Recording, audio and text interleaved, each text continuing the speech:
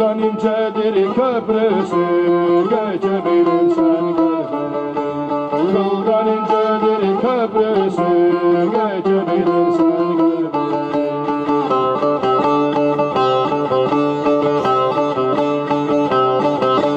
Canımız melek canıdır, kanımız Selman kanıdır. İçtiğimiz aslan sütüdür, içebilirsen gel beri. İçtiğimiz aslan sütüdür, içebilirsen gel beri.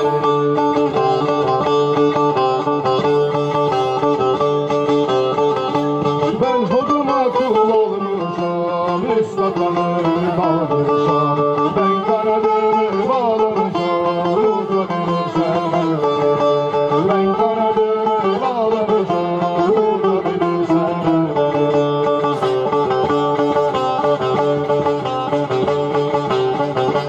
Ben kapak elini görürüm, ayrıca bilmem.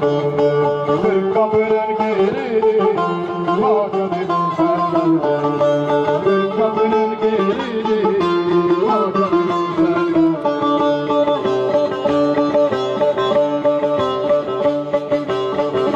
Pir Sultanım Haydar Heman, dağları yürüdü.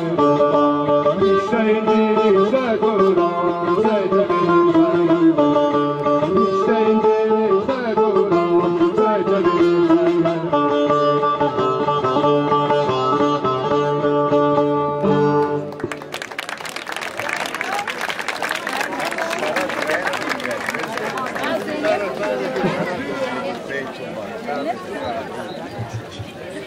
Bismillahirrahmanirrahim. Büyük Allah dostu arkadaşlıkla sadıklar avcılık eder. Biz arkadaşlar anlayamadım onu. Ali Cem Erenler Birliği'ne, gerçek erenler demine, 12 imamlar kelimine, ya Ali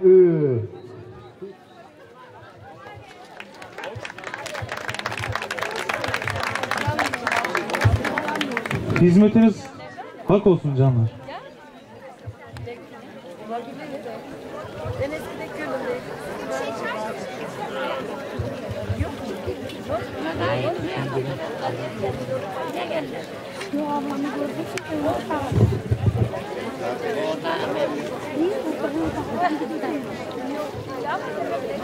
Arnavutluk'tan gelen Profesör Doktor Arben Süleymani'yi sahneye davet ediyorum.